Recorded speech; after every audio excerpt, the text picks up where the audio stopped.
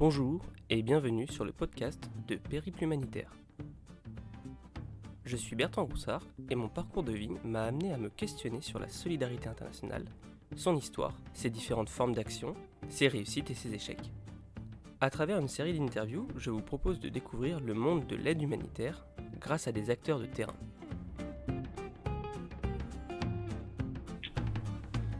Hakim Kaldi, bonjour.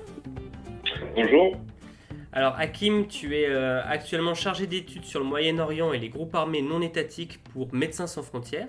Tu m'avais contacté et il se trouve que tu avais déjà témoigné dans un épisode de Première Ligne, le podcast de Médecins sans frontières qui a été diffusé avec Europe 1, dans un épisode sur la Syrie justement où tu racontes une mission exploratoire un petit peu exceptionnelle, je dirais, à Alep en Syrie. Est-ce que tu peux dans un premier temps te présenter rapidement afin qu'on puisse connaître ton parcours? Donc, je m'appelle Kaldi Hakim.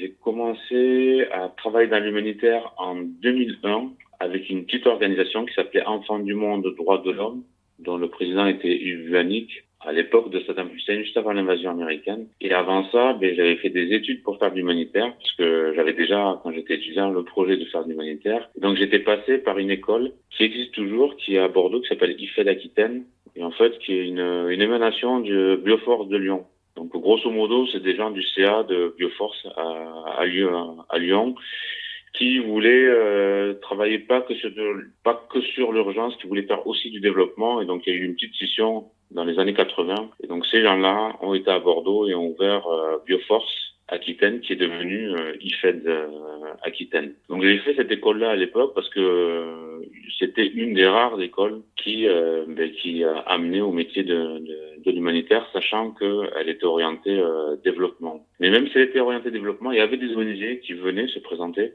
à l'époque à l'école. Et moi, j'ai été tombé sur une vidéo qui s'appelle MSF à cœur, à corps, à cri. Et là, voilà, ça a été le coup de foudre pour Médecins sans frontières. Donc, je voulais travailler avec Médecins sans frontières, mais comme j'avais pas assez d'expérience, j'ai dû passer par cette ONG qui s'appelle Enfants du Monde, Droits de l'Homme, avant de rejoindre MSF, toujours en Irak, en 2003, suite à l'invasion américaine. D'accord, donc ça c'est ta première expérience, tu démarres tout de suite sur un terrain en guerre. Qu'est-ce que tu faisais exactement dans cette petite ONG Enfants du Monde Droits de l'Homme? Dans cette ONG, j'étais responsable logistique et même si c'était une petite ONG, on soutenait 54 instituts à travers tout l'Irak. Donc des instituts spécialisés dans la prise en charge d'enfants handicapés, des instituts pour enfants sourds et muets, des instituts pour enfants aveugles. Il y avait aussi des orphelinats. Donc ça m'a permis de parcourir le pays du nord au sud. Donc pendant 1 an et demi, j'ai distribué de la nourriture dans ces instituts, des vêtements, des fournitures scolaires à la rentrée scolaire. Et c'était l'essentiel de notre activité. Sachant qu'à côté de ça, Enfants du Monde, on avait un projet Enfants des rues à Bagdad. Ça, c'était une autre personne qui le gérait. Et on avait une équipe qui réhabilitait les structures qui accueillaient les enfants. D'accord, ok. Donc ça te fait déjà une bonne première expérience et ensuite tu pars avec Médecins sans frontières. Est-ce qu'il y a, on sent tout de suite la différence d'action, de type d'action, des moyens qui sont mis en œuvre quand on intègre une grosse ONG comme Médecins sans frontières? Déjà, la grande différence qu'il y a eu, c'est que quand j'étais avec Enfants du Monde, donc il y avait déjà la pression des Américains d'envahir l'Irak. C'était un pays qui était sous embargo, où la population subissait de plein fouet les conséquences de l'embargo. Donc il y avait pas mal de pauvreté dans le pays. Et quand je bascule avec Médecins sans frontières, je bascule directement dans ce qu'on appelle les zones de conflit, donc les conflits armés. Et donc là, oui, là, il y a un grand contraste parce que voilà, on était 5 ONG internationales à Bagdad. En 2003, là, on se retrouve, quoi. Moi, je me retrouve avec MSF, mais je vois aussi tout ce que on appelle communément le cirque humanitaire, c'est-à-dire, je sais pas, peut-être une centaine d'organisations internationales qui débarquent tout à coup dans le pays. Ouais, donc ça a été un énorme changement par rapport à mes premières années d'expérience. Quand tu parles de cirque humanitaire, est-ce que tu peux préciser ce qu'on entend par là? Alors, ce qu'on appelle le cercle humanitaire, qu'est-ce qu'on met derrière ce terme un peu péjoratif? C'est le fait qu'il y a un nombre conséquent d'organisations qui arrivent sur le même pays, qui sont basées souvent en capitale. Donc, c'est un environnement dans lequel il n'y a pas forcément énormément de besoins et où tout le monde essaie de répondre à ce qu'il peut et de façon pas forcément coordonnée.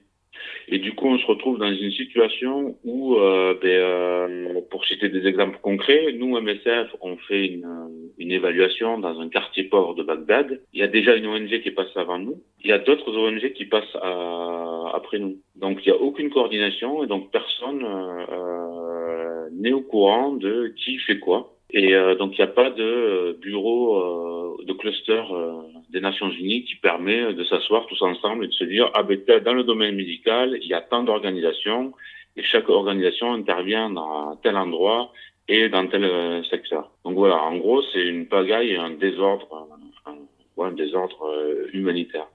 Au-delà de l'Irak, tu fais ensuite d'autres missions. Tu pars toujours avec Médecins sans frontières, c'est ça?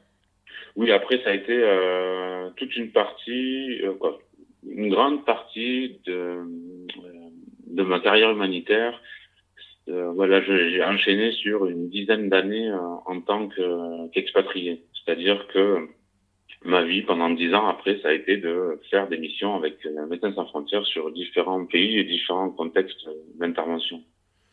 Alors, tu parles de différents pays, différents contextes d'intervention, beaucoup au Proche-Orient, ou dans des zones de guerre. Tu m'as dit que tu avais travaillé au Tchad sur la crise du Darfour, à Gaza, au Pakistan, la Syrie, la Mauritanie, l'Irak. Donc, beaucoup de pays où il y avait énormément de conflits. Tu m'as parlé aussi de la Libye, c'est ça? Oui, c'est ça. En fait, bon, moi, c'était une époque où on choisissait pas ses pays de destination. Donc, moi, ma carrière, en fait, elle s'est construite avec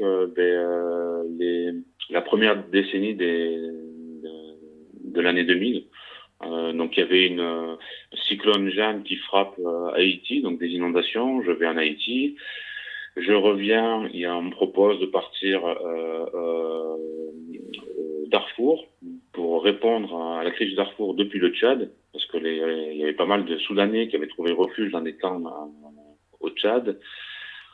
Donc ça, c'était conflit armé. À un moment, on me demande d'aller au Pakistan parce qu'il y a un tremblement de terre au Cachemire.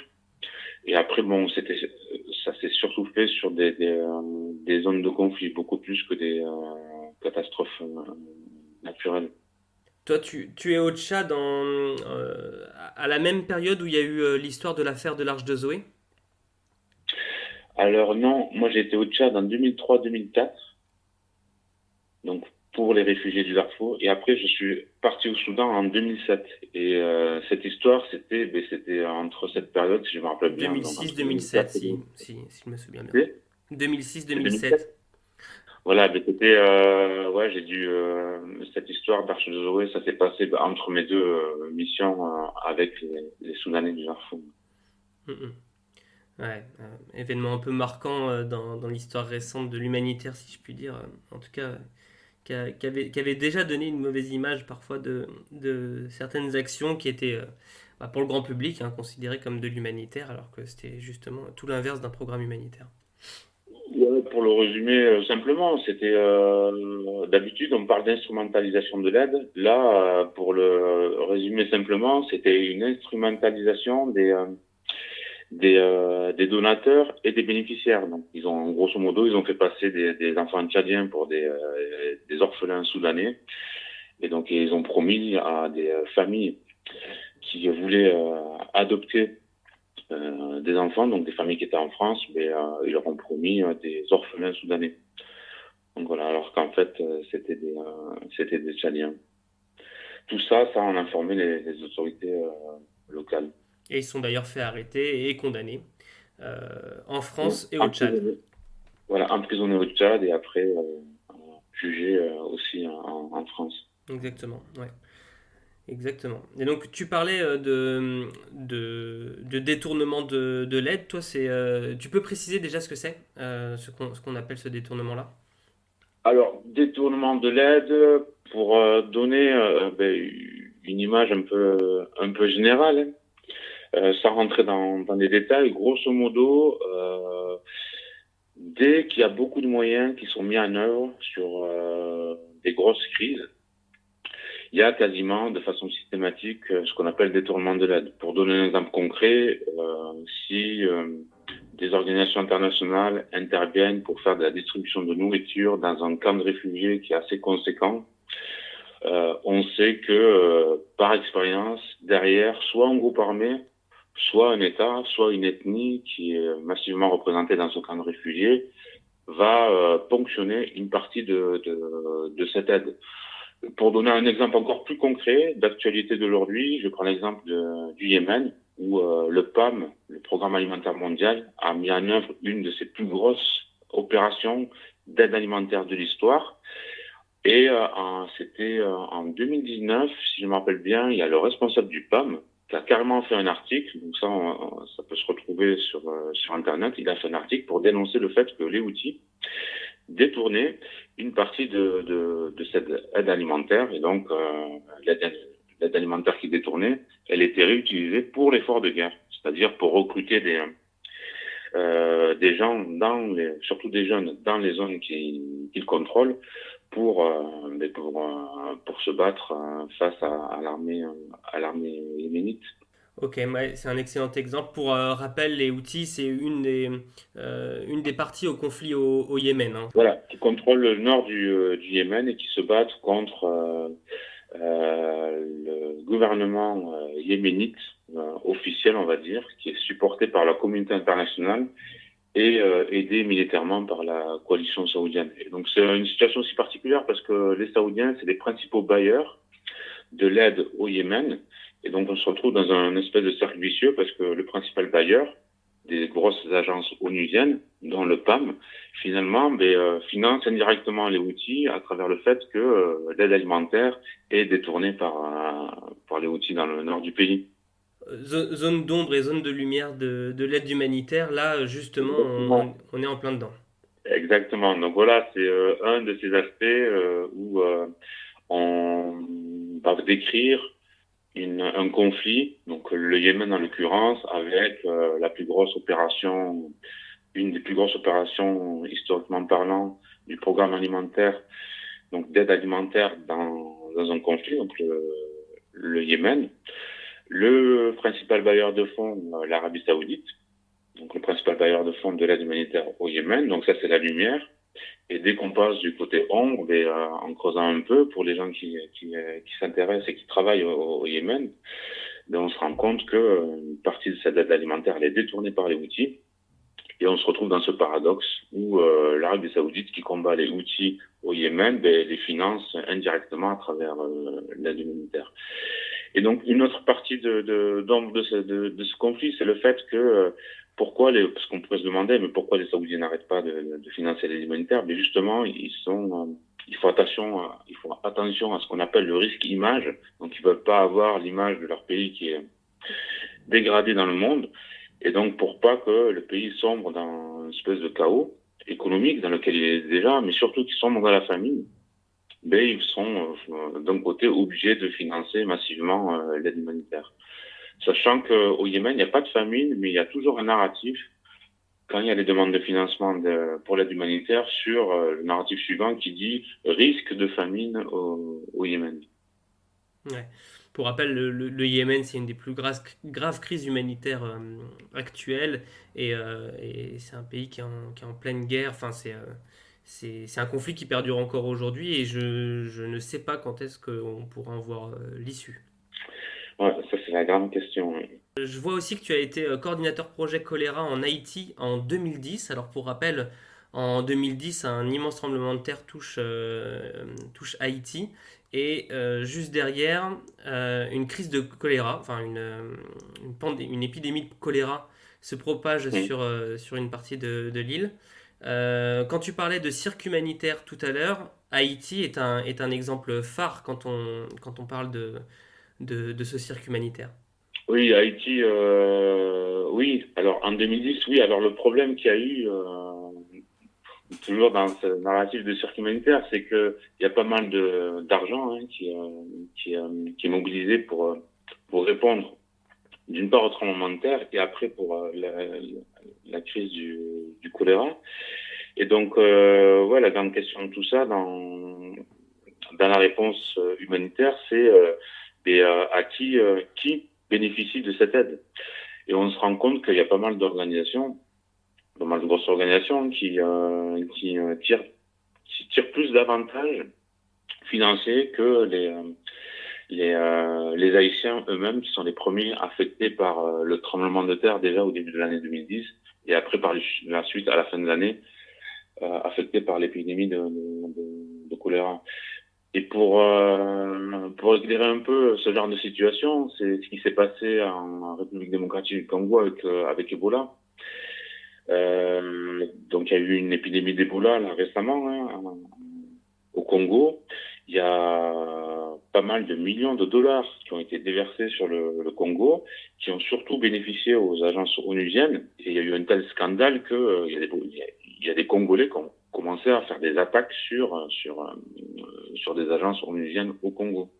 Parce que ils voyaient pas un centime de tous ces millions de dollars qui étaient déversés pour répondre à la crise et surtout, il y avait de grosses difficultés pour répondre à cette épidémie d'Ebola, qui est une maladie qui a pas mal de connotations négatives au sein des populations. Il y a pas mal de fausses croyances sur comment on attrape Ebola, comment Ebola se transmet de personne à personne. Et donc les gens, ils ont eu écho des budgets qui avaient été alloués à la réponse Ebola. Et comme ils n'en voyaient pas la couleur, et par rapport aux chiffres qui étaient assez importants, ils ont manifesté leur hostilité de façon violente en s'en prenant aux organisations humanitaires. C'est un phénomène nouveau, ça, que les populations se manifestent à ce point leur défiance vis-à-vis des instances humanitaires. Un phénomène nouveau, moi j'ai pas assez de recul pour dire si c'est un phénomène nouveau, mais moi de ma courte expérience dans l'humanitaire, j'ai rarement entendu que des populations s'en prenaient par exemple à des centres de prise en charge. J'ai rarement vu ça parce que ça a été très très loin. C'est pas juste s'en prendre. Il y a des gens il y a du personnel qui travaillait pour des ONG qui étaient dans des centres de prise en charge, donc qui ont été attaqués, mais qui ont été aussi tués.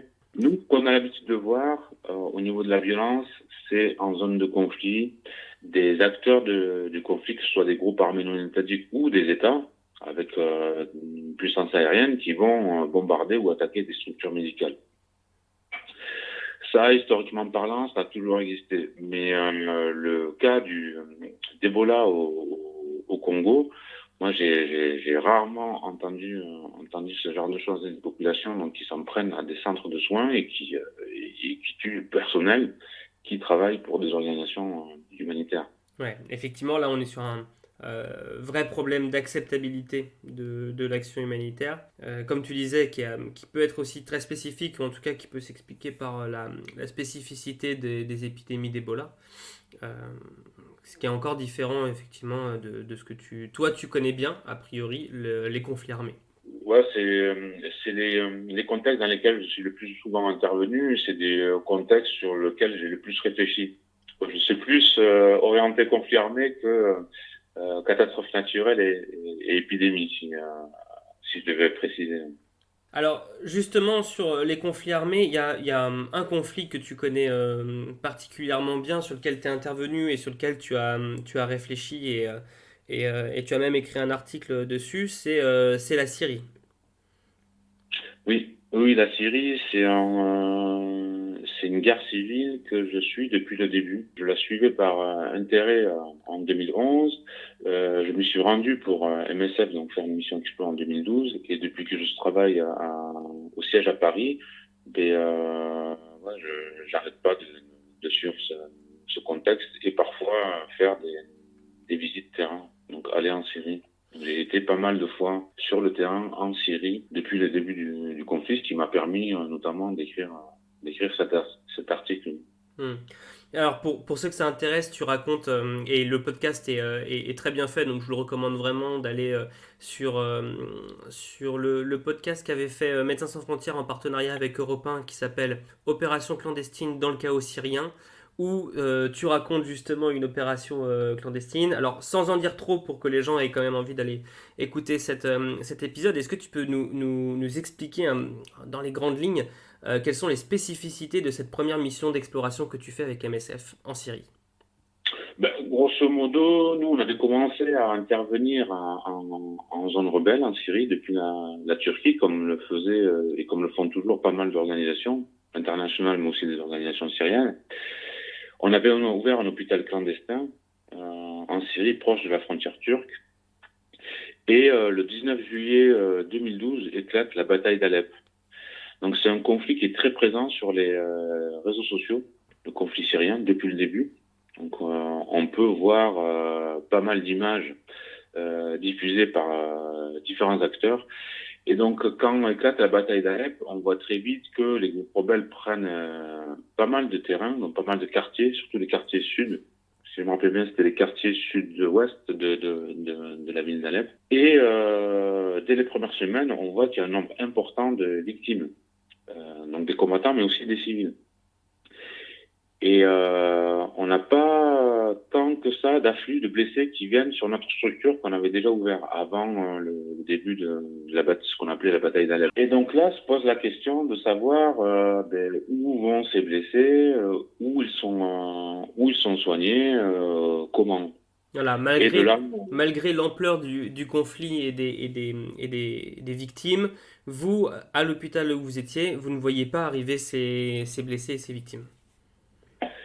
voilà, on en a que très peu qui arrivent chez nous, et donc on se pose la question de comment sont soignés les blessés à Alep, par qui.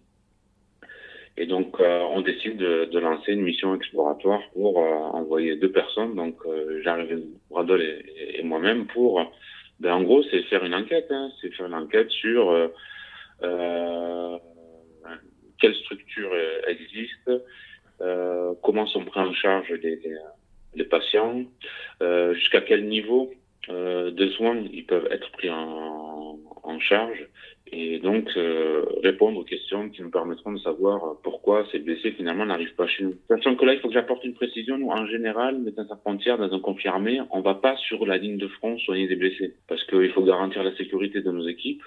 Et donc, pour travailler dans des conditions de sécurité, on se met en périphérie d'une ligne de front, et on met en place tout un système qui permet d'acheminer les blessés vers la structure de prise en charge. Déjà, est-ce que ça existe encore des organisations qui interviennent vraiment sur ces zones de conflit? Je pense par exemple au CICR qui historiquement s'est construit là-dessus, le Comité international de la Croix-Rouge.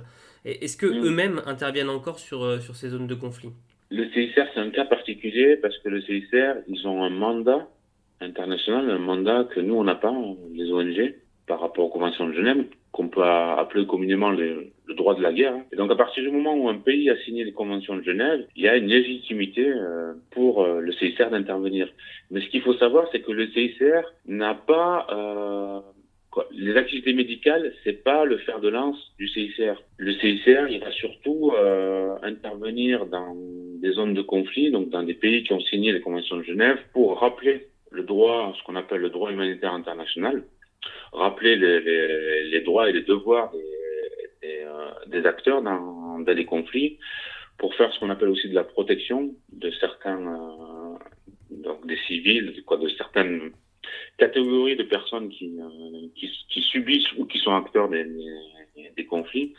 Mais eux, les activités médicales, c'est pas leur fer de lance, contrairement à MSF, où l'activité médicale, c'est vraiment l'activité phare qu'on va mener en zone de conflit ou en zone de catastrophe naturelle, ou là où il y a des épidémies ou des problèmes de migration. Et donc le CICR, à travers la Convention de Genève, il se retrouve sur la ligne de front, effectivement. Moi, j'ai différents exemples où le CICR s'est retrouvé entre deux acteurs d'un conflit, donc entre les délégués du CICR étaient pris entre deux feux, et il y a souvent des délégués du CICR qui meurent sur des lignes de front. Ça arrive. Donc eux, ça leur arrive d'aller sur la ligne de front. Je t'ai coupé, tu expliquais que justement, Médecins sans frontières, vous étiez plutôt en périphérie, et donc c'était ça un peu la particularité, et là vous ne voyez pas arriver les victimes, et donc vous menez votre enquête pour essayer de comprendre où étaient transportées finalement ces victimes au conflit. Oui, sachant que bon, je vais pas spoiler le podcast, mais dans le podcast, bon, je raconte très bien, hein, même quand on va à Alep, nous on va sur les structures de soins existantes. Donc grosso modo, comment c'est organisé, c'est un peu organisé de la même façon pour quasiment tous les conflits. Il y a ce qu'on appelle un poste médical avancé. C'est la structure de stabilisation des blessés qui est la plus proche de la ligne de front. Et à partir de ce poste médical avancé, après, il y a un système d'ambulance qui fait que les patients sont référés vers une structure un peu plus en arrière de la ligne de front, donc un peu plus protégée. Grosso modo, c'est très souvent comme ça que ça s'organise. Et donc, voilà, c'est ce que je raconte dans le podcast. Dans ce que tu racontes, justement, à un moment donné, moi, c'est ça qui m'avait marqué dans l'histoire que tu rapportes, c'est les risques sécuritaires que vous êtes capable de prendre pour justement essayer de trouver où vont ces blessés, pour finalement se rendre compte comment est organisé ce réseau de soins sur cette zone du conflit. Là, on est vraiment dans la part d'ombre et dans les choix vraiment d'engagement que les humanitaires doivent prendre pour pouvoir intervenir. Pour parler alors, la part de lumière de cette intervention, on appelle ça, dans le jargon humanitaire, une mission exploratoire. En général, les gens qui mènent des missions exploratoires dans toutes les ONG internationales, et même non internationales, c'est des gens qui ont un peu d'expérience parce que, voilà, faut sentir les choses, il y a certaines choses qu'il faut anticiper, etc. La grosse part d'ombre d'une mission exploratoire, c'est qu'on ne sait pas à quoi on va faire face.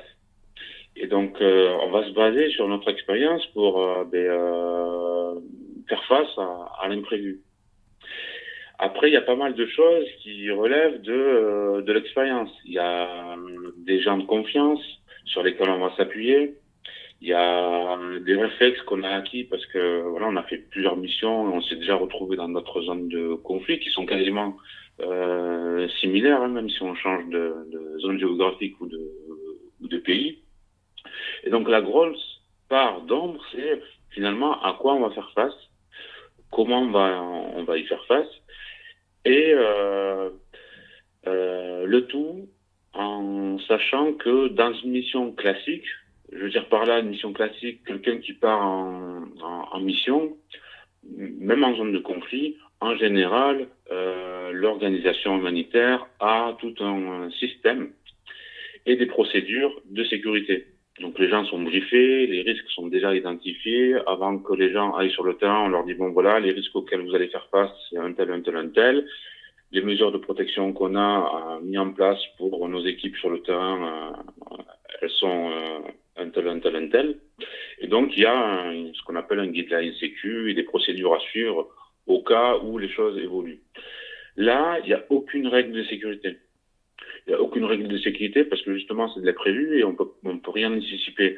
Et en grosso modo, c'est surtout avec les rencontres qu'on va faire et donc les gens, les locaux, c'est surtout eux qui vont gérer notre sécurité. Et pour ceux qui écouteront le podcast, ils verront comment ça s'est déroulé. Mais moi, in fine, quand je rentre à Paris, si on m'avait demandé de repartir à Alep, après avoir fait cette mission expo, j'aurais pu repartir à Alep, mais en prenant beaucoup moins de risques que ce qu'on a pris. Grosso modo, après la mission expo, je sais comment rentrer depuis la Turquie en Syrie directement en zone rebelle et après aller rejoindre Alep sans passer par la zone gouvernementale comme on a fait dans le podcast. Mais ça, je ne le savais pas avant. Je le savais pas avant parce que voilà, c'est en allant sur le terrain qu'on découvre mais la réalité de tout ce réseau d'activistes, des structures et la façon dont sont organisés le système de soins et les secours. Et donc, quand tu parles de zone d'ombre, est-ce que finalement les humanitaires sont obligés de louvoyer, de passer par certaines portes, de parfois contourner certains droits pour pouvoir justement accéder aux bénéficiaires? Mais, alors, si je reste sur le conflit syrien, parce que le conflit yéménite, c'est complètement différent. Mhm. La difficulté du conflit syrien, pourquoi il faut faire ce qu'on appelle des opérations clandestines, traverser la frontière comme je la raconte dans le podcast. Pourquoi on est amené à faire tout ça? La raison principale, c'est que, bon, déjà, que ce soit en zone rebelle ou en zone gouvernementale, nous, notre action, elle est basée sur les besoins. C'est ça qui va guider notre action. Donc, il y a un conflit armé, il y a des civils, mais aussi des combattants qui sont blessés. Nous, notre portefeuille de service, si je peux le dire comme ça, c'est le soin médical. Donc, nous, c'est ce qu'on va amener en zone de conflit. La spécificité de la Syrie, c'est que on intervient en zone rebelle, sachant que le gouvernement, quand on l'a sollicité pour intervenir en Syrie, mais il a refusé notre intervention. Donc on ne peut pas intervenir en zone gouvernementale, on ne peut pas passer par la zone gouvernementale de façon officielle pour intervenir en zone rebelle. À l'époque, on y va en 2012, les plus gros besoins sont en zone rebelle. Du coup, pour intervenir en zone rebelle, ben, il faut faire des activités clandestines, passer la frontière de façon illégale comme comme on l'avait fait en 2012, et trouver des alliés qui vont être surtout des Syriens, parce que eux, ils ont la connaissance du terrain. Nous, en général, ce qu'on recherche comme alliés, c'est surtout des acteurs médicaux.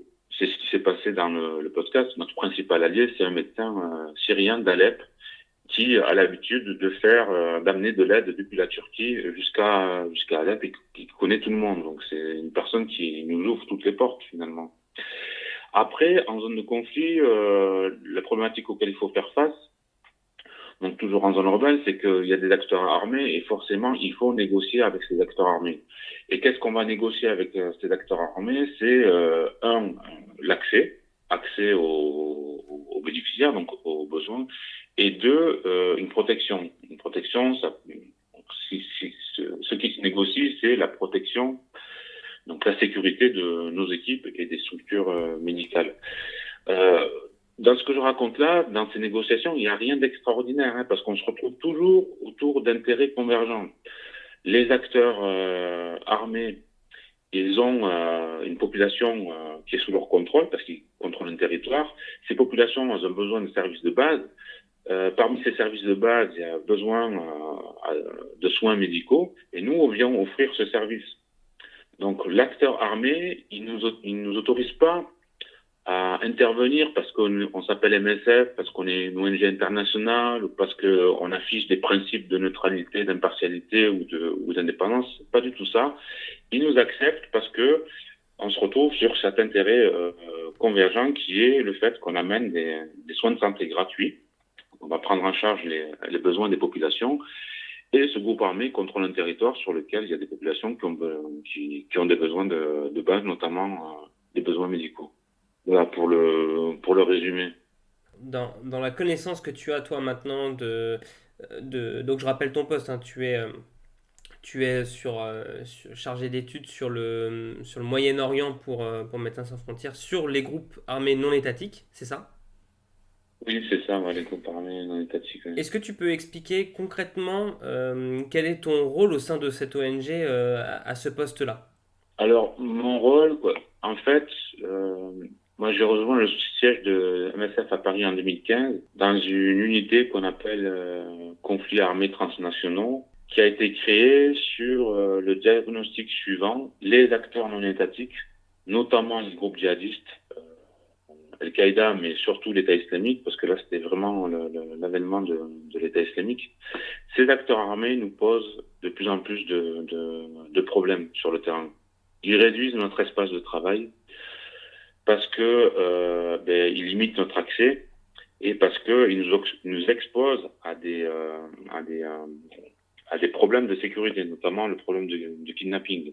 Donc c'est parti de ce diagnostic, notre espace de travail qui est réduit à cause de la présence des acteurs.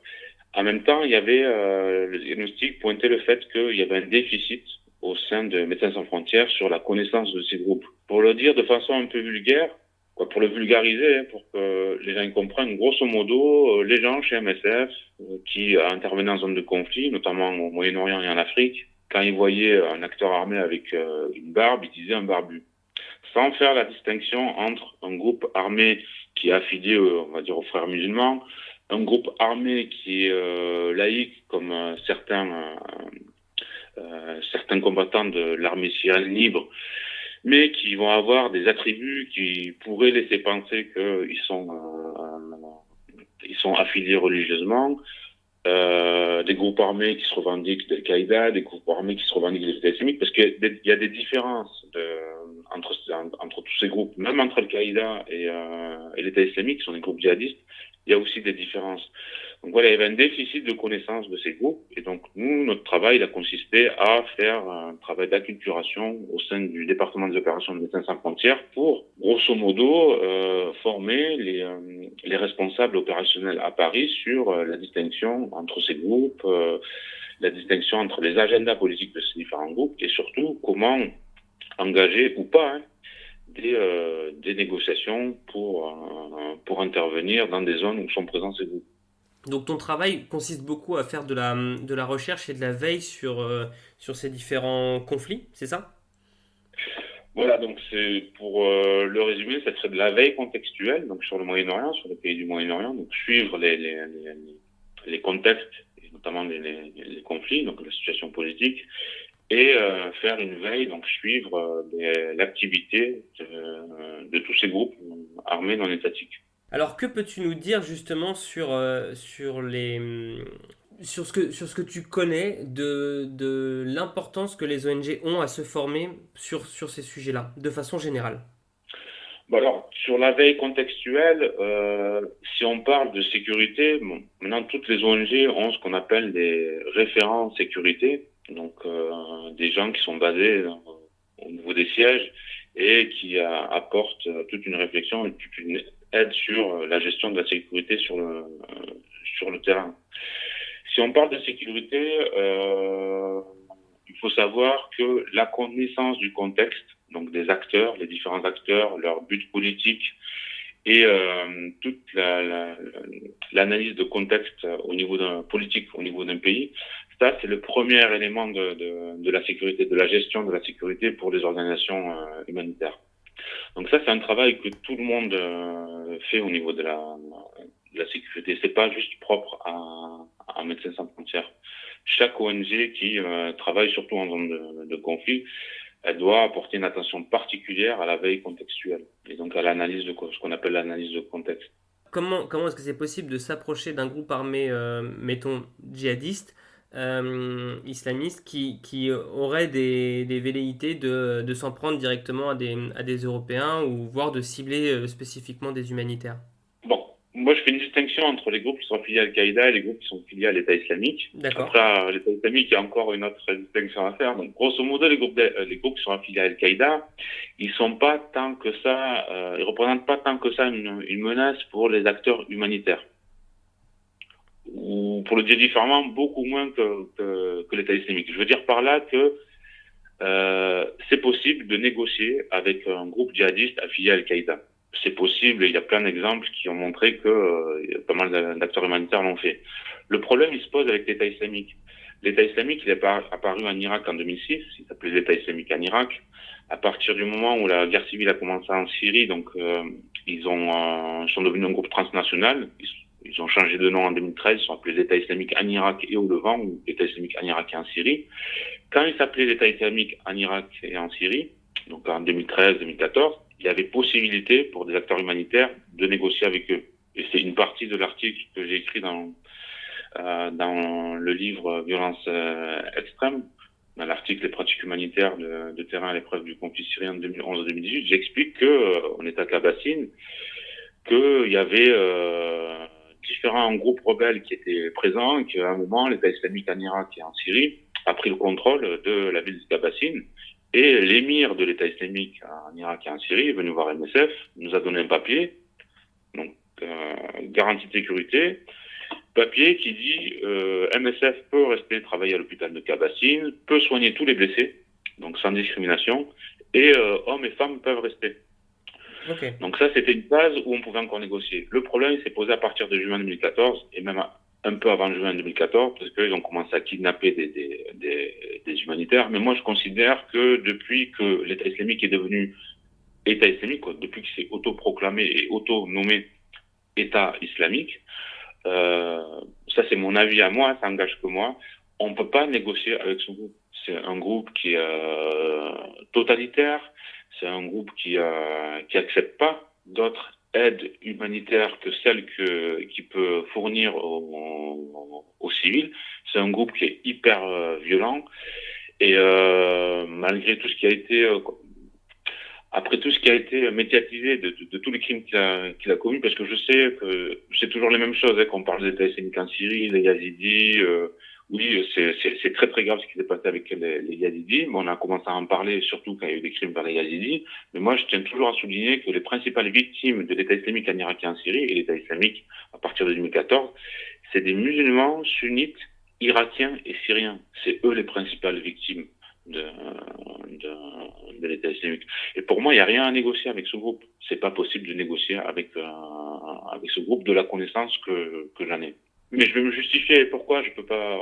Je considère qu'on peut pas négocier. Il y avait Ronnie Broman qui avait défini un triptyque pour expliciter ce qu'on appelle l'espace humanitaire. Ouais. La première chose, c'était est-ce qu'on peut faire une évaluation indépendante sans qu'il y ait quelqu'un qui vous impose une contrainte.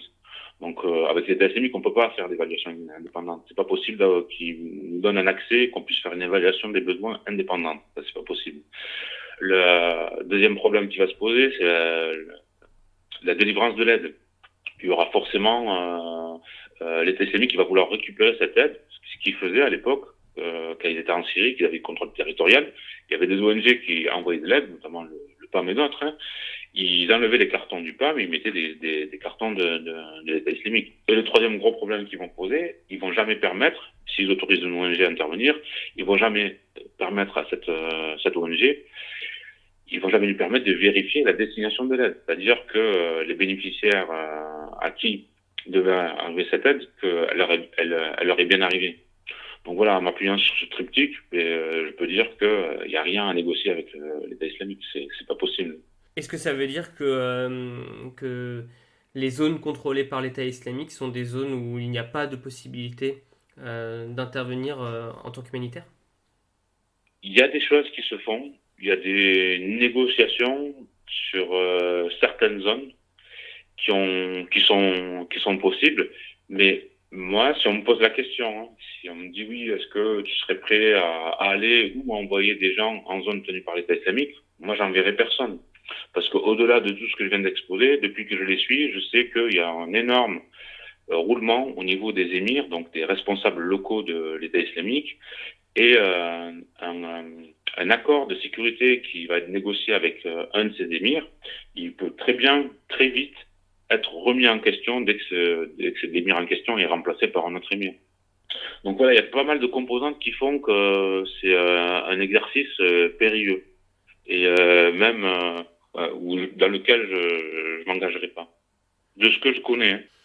Mais du coup, ça pose question effectivement sur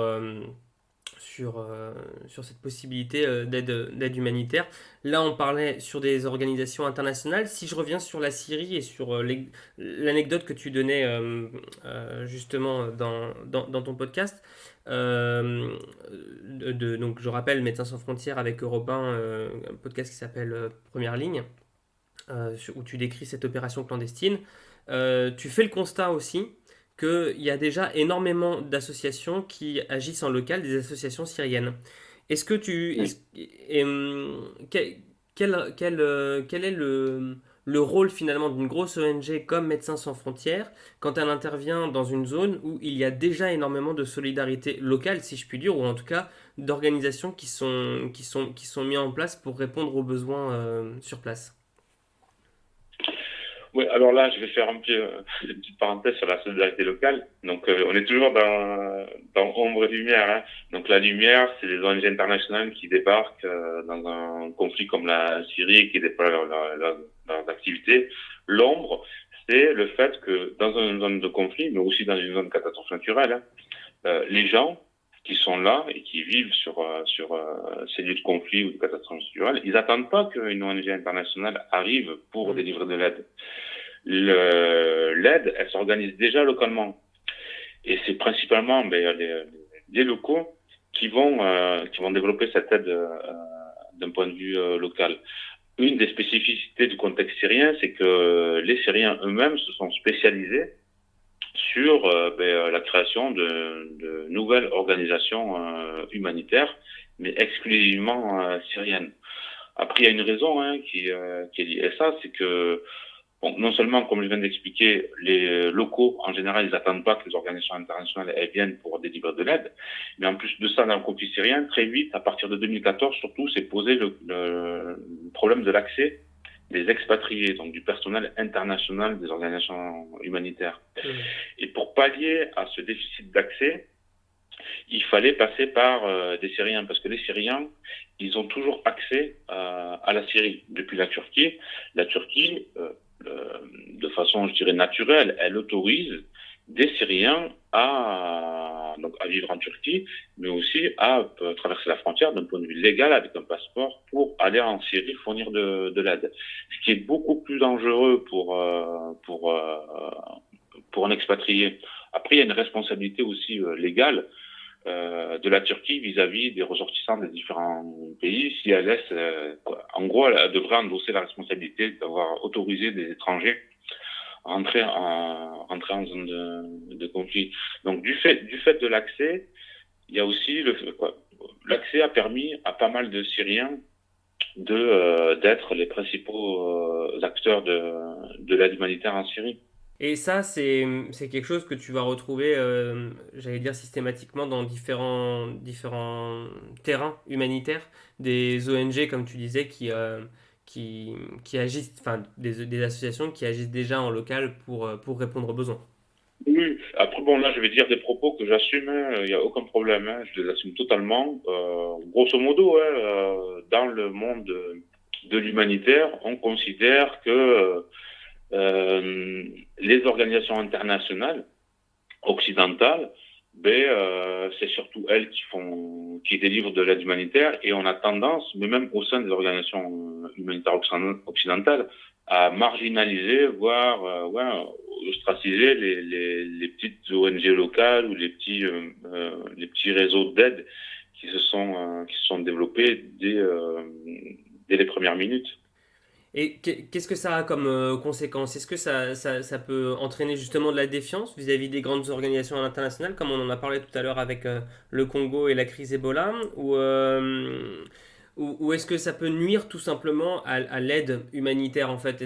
Parce que ça veut dire quoi? Est-ce que ça veut dire qu'il y a des grandes organisations internationales qui ne veulent pas être en partenariat avec des associations locales pour répondre à un besoin? Alors, en urgence, donc dès qu'il y a un déficit d'accès, là, un des modes d'intervention, ça va être le partenariat. Donc, on va passer par des partenaires. C'est ce qui se fait beaucoup en Syrie. En Syrie, il y a de nombreux acteurs internationaux qui sont basés en Turquie et qui passent par du partenariat avec des ONG syriennes pour intervenir en Syrie. Hmm. Encore une fois, c'est un peu un cas particulier parce que le conflit s'inscrit dans la durée. Très vite, s'est posé le problème de l'accès du personnel international, et donc pour pallier à ça, c'est l'accès qui est toujours possible pour le personnel syrien. Donc, grosso modo, ça a été un peu ça a été un peu une voie obligée pour les organisations internationales. Ce qui se pose en dehors des zones de conflit, hein, ce qui se pose en général, c'est le déséquilibre économique. Je veux dire par là qu'une ONG internationale, elle vient avec des moyens financiers qui sont considérables comparés à des organisations locales. Et souvent, en temps de crise, que ce soit un conflit ou une catastrophe naturelle, les gens, ils ont plus de ressources financières.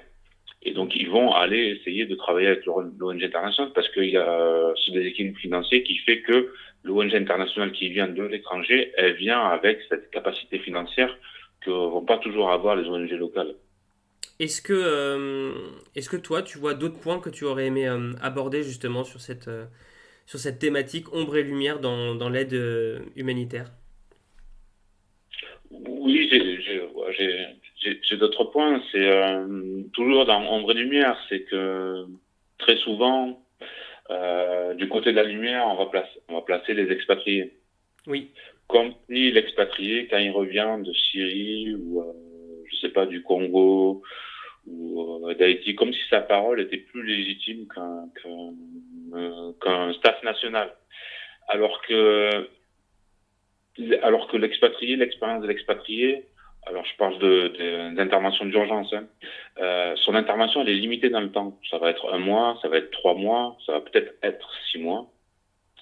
Alors que nos staff national, et là je pense à nos collègues syriens, moi j'ai des collègues en Syrie, je les connais depuis 2012. Depuis 2012, ils sont en Syrie. Depuis 2012, ils travaillent dans notre hôpital en Syrie. Et c'est un engagement qui s'inscrit beaucoup plus dans la durée, mais c'est un engagement qui est très souvent du côté de l'ombre. C'est-à-dire qu'on ne va pas forcément faire des activités de communication de nos projets autour de nos collègues qui sont des locaux, donc des nationaux, en l'occurrence là, des Syriens, qui travaillent depuis des années Hmm. dans le conflit. On va souvent privilégier la parole de l'expatrié. Après, il y a des éléments que je peux comprendre. Parce que des fois, la com va vous expliquer que oui, mais le donateur a besoin de s'identifier, donc il faut faire parler quelqu'un qui lui ressemble. Mais d'un point de vue pragmatique, l'engagement d'un personnel national, donc ici là, en l'occurrence pour la Syrie, pour un Syrien, il s'inscrit beaucoup plus dans la durée qu'un personnel expatrié. Et au niveau de la prise de risque, pour toujours rester sur la Syrie, mais les Syriens, ils vivent en zone de guerre, et depuis des années. En l'occurrence, mes collègues syriens vivent en zone de guerre depuis des années. Après, nous, on prend toutes les mesures pour pas les exposer hein, au danger. Mais voilà, c'est pas les mêmes réalités. C'est pas les mêmes réalités. L'expatrié, il va vivre de façon temporaire cette expérience en zone de guerre, mais grosso modo, il a toujours cette porte de sortie qui va rentrer en France, et donc il va retrouver un pays où il y a de la sécurité, un pays où il n'y a pas de conflit armé. Alors que nos collègues, depuis des années, ils vivent en zone de guerre. Ça, c'est un point qui est jamais trop souligné, mais effectivement, en France, on a un peu cette image de l'humanitaire qui est un occidental, alors que la réalité, c'est que ce sont quand même principalement des acteurs, enfin, du staff national, on appelle ça staff national, ou en tout Ah cas oui, des nations. bon, on utilise le vocabulaire expatrié, staff national, mais la grande majorité des gens qui fournissent l'aide, qui viennent d'une ONG internationale ou d'une ONG locale, c'est des locaux. C'est l'immense majorité. L'expatrié, c'est une minorité. Mais c'est l'expatrié qui est mis en avant, qui est mis sous les projecteurs. Hmm. Il y a tous ces travailleurs de l'ombre qui sont la grande majorité des pourvoyeurs des opérations de secours. Donc, si tu devais t'adresser à des personnes qui veulent se lancer dans l'humanitaire, quel conseil est-ce que tu leur donnerais? Ben, déjà, je leur dirais que euh, c'est un engagement. C'est un engagement dans le sens où c'est pas quelque chose où on se dit ah ben je pars à l'aventure. Quoi comment dire ça? Ben, c'est un engagement professionnel. Je veux dire, nous, les humanitaires qui travaillons dans l'humanitaire, on est des professionnels et tout se fait de façon professionnelle. C'est pas un épisode d'amateur, je dirais. Ouais, je dirais que quoi. Le conseil que je donnerais, c'est que il faut se professionnaliser pour travailler dans ce monde-là. Et il faut avoir un engagement personnel assez fort, parce que si on n'a pas d'engagement assez fort, déjà initialement, ben on dure pas dans l'humanitaire. Après, c'est un engagement qui demande pas mal de sacrifices, parce que faut quitter son confort, faut quitter sa famille, faut quitter ses amis. Mais en même temps, voilà, comme je racontais la première partie de mon engagement humanitaire, c'était des missions qui s'enchaînaient. Voilà, c'est des missions qui sont pas forcément très très longues. Bon, je sais qu'il y a d'autres ONG où les gens partent plus longtemps. En l'occurrence, chez MSF, c'est pas des missions qui sont très très longues pour les gens. On leur demande de partir 6 mois pour leur première mission. Mais ouais, moi l'attention particulière que je porterai, c'est de garder en tête que voilà, on est des professionnels. C'est pas des amateurs qui partent et qui innovent une fois qu'ils sont sur le terrain. Il y a tout un amoncellement de différents professionnels dans différents domaines qui vont faire qu'on en arrive là. Et ce que je viens de raconter, c'est dans cette lignée, hein. Le fait que MSF fait le diagnostic qu'il y a une réduction de l'espace humanitaire, de plus en plus de problèmes de sécurité qui sont posés par des groupes. Mais du coup, on va porter une attention particulière à mieux connaître ces groupes et donc on va se professionnaliser sur cette connaissance. Donc, ouais, voilà, je vais surtout dire que c'est pas un monde d'amateurs, quoi. C'est vraiment un travail à part entière. Ouais, c'est important de le souligner. On part pas faire de l'humanitaire comme ça. On parlait tout à l'heure un petit peu de l'Arche de Zoé, justement, et de toutes les dérives que ça pouvait Ouais, après, je comporter. sais qu'il y a des gens qui aiment bien faire des vacances solidaires ou des ateliers, je sais plus comment ça s'appelle, des ateliers où ils vont aller construire une école en Afrique. Moi, quand je parle de l'humanitaire, je parle pas de ça. Mm, Moi, je parle vraiment de rejoindre une organisation humanitaire qui existe, qui est connue, qui a des activités sur le terrain. Et donc, je parle de ce type d'humanitaire. Je parle pas de voyage solidaire ou autre, parce que pour moi, c'est encore ça. Pour moi, c'est autre chose. complètement. Mais pour faire de l'humanitaire comme on l'entend et comme tu le décris souvent dans les podcasts, oui, il faut. Moi, le principal conseil que je donnerais, c'est que on est des professionnels, il faut se professionnaliser. Après, je sais que c'est très difficile pour des étudiants de décrocher leur première expérience. Après, mon exemple, il est assez révélateur, hein. Moi, je voulais travailler pour MSF. J'ai eu un coup de foudre pour MSF quand j'étais étudiant. MSF, la première fois que je les ai contactés, que je leur ai envoyé un CV, ils m'ont dit, grosso modo, écoute, petit, reviens quand tu auras 2 ans d'expérience. Et ce que j'ai fait, c'est ce que font pas mal de personnes. On passe par une autre, une autre ONG, une plus petite ONG, et in fine, j'ai réussi à atteindre mon objectif. Mais je sais, parce que je suis toujours en contact avec des étudiants, que c'est toujours aussi compliqué de décrocher sa première mission. C'est pas impossible, mais c'est très compliqué. Mais c'est compliqué aujourd'hui, et ça l'était à mon époque quand j'étais étudiant. Moi, je me rappelle dans ma promo à IFED, c'était compliqué de décrocher sa première expérience. Ouais. Ah ouais, et puis ça l'est toujours. Et puis, mais c'est important de le souligner. Les ONG attendent effectivement des personnes qui sont engagées, qui sont expérimentées. Et pour connaître des personnes qui sont parties avec des ONG sur certains terrains euh, sans avoir particulièrement d'expérience préalable, il faut se méfier des terrains sur lesquels on part. On ne peut pas partir sur n'importe quel terrain. Je pense vraiment sur les risques sécuritaires. C'est vraiment des choses à ne pas négliger parce que c'est vraiment un coup à se, à se foutre en l'air la santé mentale. C'est vraiment. Il y a un risque aussi dont on parle pas beaucoup. C'est ça aussi. C'est l'impact psychologique que ça peut avoir Ah d'intervenir oui, dans des contextes pareils. ah oui, partir en zone de conflit, c'est partir souvent dans un endroit où on va perdre ses repères. Après, suivant la personnalité des gens, suivant le vécu, on y fait face de façon plus ou moins. On arrive à faire front et à faire face à tout ça.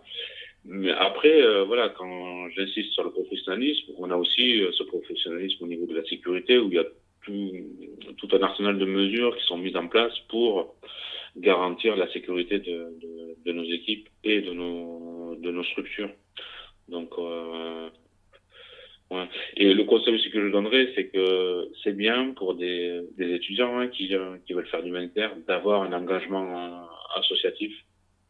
Ça, c'est toujours un plus quand on postule. Hmm.